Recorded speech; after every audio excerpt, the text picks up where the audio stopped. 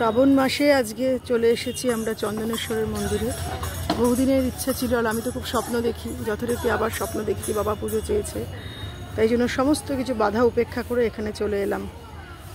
আমার অর্ধ পোর্শন, আমার শরীরের অর্ধেকটাকে নিয়ে, মানে গপু, আর এক অর্ধেকটা তো বাইরে আছে। এবার রাজি হলো কি, যাকে আমি সব থেকে বেশি ভরসা করি, এই যিনি আসছেন, তাকে নিয়ে চলে এলাম। তো যখন এলাম এখানে, বাড়িতে তো অনেকগুলো ছানাপোনা রেখে এসেছি, কিন্তু এদের মধ্যেই যেন তাদেরকে দেখলাম। তাই জন্য পুজো আমার মনে হয় সম্পূর্ণ হয় না যদি অবলা পশুদেরকে না খাওয়ানো হয়।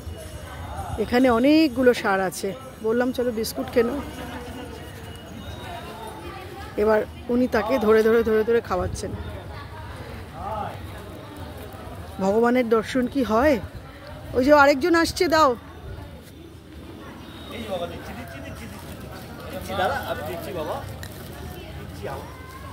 কত খিদে পেয়েছে গো।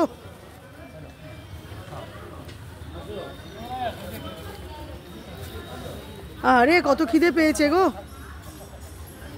আমার বাড়িতে অনেকগুলো আছে, সেগুলো বেড়াল। আমরা খুব এরকম, ভগবান তো এদের মধ্যেই থাকে, আমরা কি দেখতে পাই? আমরা দেখতে পাই না। ওই দেখো আবার আসছে ছোট। আর নেই, আর নেই, আর নেই, আর নেই, আর নেই, আর নেই, আর নেই, আর নেই, আর নেই।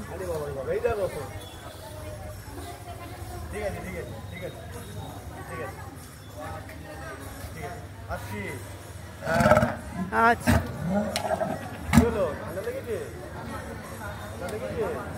খুশি হয়েছে তোমার প্রতি।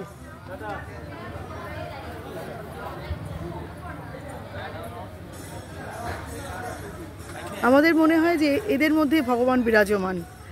অবলা পশুদের যদি আমরা ভালো না বাসি ঈশ্বর, তাহলে বোধহয় সহায় হয় না, এটা আমাদের বিশ্বাস। চলো দুর্গা মন্দির ঘুরে যাই, মা দুর্গাকে দর্শন করে যাই।